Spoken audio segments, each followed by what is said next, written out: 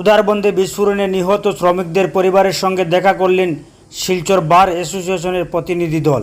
গত ২৬ জুলাই উদারবন বিধানসভার pangram প্রথমখণ্ডি KD global ইনফ্রাস্ট্রাকচারের ভয়াবহ বিস্ফোরণে ৪ শ্রমিক প্রাণ হারান।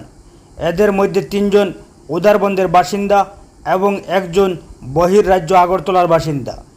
আজ বৃহস্পতিবার ৩০ জুলাই অ্যাডভোকেট বার অ্যাসোসিয়েশন ও জেলা বার অ্যাসোসিয়েশন শিলচরের এক প্রতিনিধি দল নিহতদের পরিবারের সঙ্গে দেখা করেন।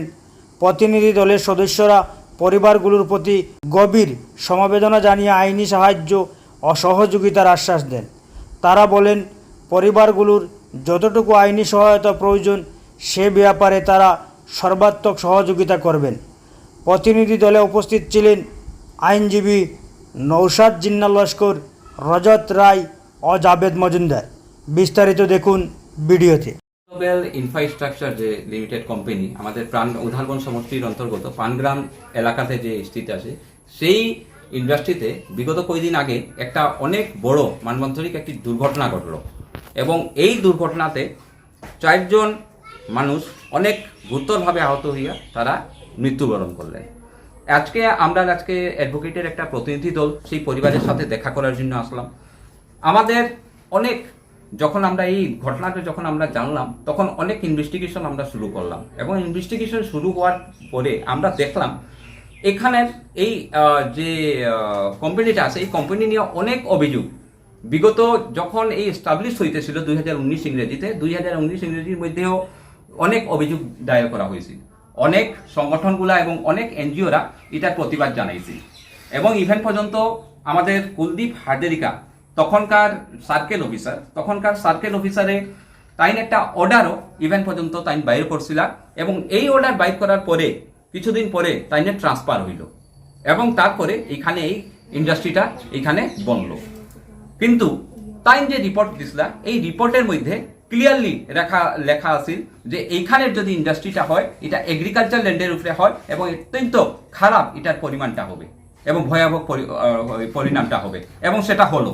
আজকে এইসব ইন্ডাস্ট্রিতে দেখা যায় তারা লেবার লোর কোনো জাতীয় তারা কোনো কিছু রুলস এন্ড রেগুলেশন তারা ফলো করেন না। আপনারা জানেন কি একটা লেবার মানুষের 8 ঘন্টা শ্রম করার আজকে আমাদের ভারত সরকারের দেওয়া আছে, আমাদের রুলস এন্ড রেগুলেশন যে লেবার একটা এটার মধ্যে দেওয়া আছে, কিন্তু তারা এখানে ফলো করেন না। আজকে দেখা যায় সেই সব লেবারগুলার এক্সপ্লয়টেশন শুরু করা হয় এবং করে এইসব ইন্ডাস্ট্রি আজকে তারা দেখা যায় 8 ঘন্টার জায়গায় 12 ঘন্টার তারা কাজ করানি হয়। তার ছাড়া দেখা হয় যে তারা যে ইন্ডাস্ট্রি এত বড় একটা ইন্ডাস্ট্রিতে যে তারা কাজ করে এইসব যে ইন্ডাস্ট্রিতে এই ইন্ডাস্ট্রির মধ্যে তারা কোনো পোশাক যেটা দেওয়া হয় একটা সেফটি ইকুইপমেন্ট দেওয়া হয় সেই সব সেফটি ইকুইপমেন্ট তাদেরকে দেওয়া হয় না। আজকে এইসব শ্রমিকরা আজকে দিশাহারা হইয়া তারা কোথায় কাজে যাব, তাদের কোথায় কোনো দিকে কাজে যাওয়ার কোনো অপশন নেই। তারা 400 টাকার জন্য সকাল 8টা হইতে রাত্রে 8টা পর্যন্ত সেই সব ইন্ডাস্ট্রিতে কাজ করে, কিন্তু আজকে মানুষগুলা এইগুলা নিয়ে আজকে নীরব। আমরা এটাই দাবি থাকবো যে এইসব ইন্ডাস্ট্রির উপরে কঠোর যে কঠোর ব্যবস্থা গ্রহণ করা হোক, যাতে এইসব শ্রমিকের যাতে কোনো মূল্য থাকুক। শুধু টাকা দিয়ে শ্রমিকের জীবন কিনা যাবে না।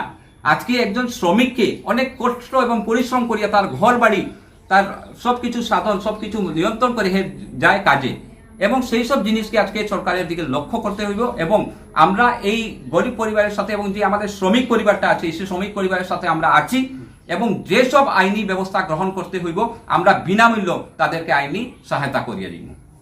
ধন্যবাদ।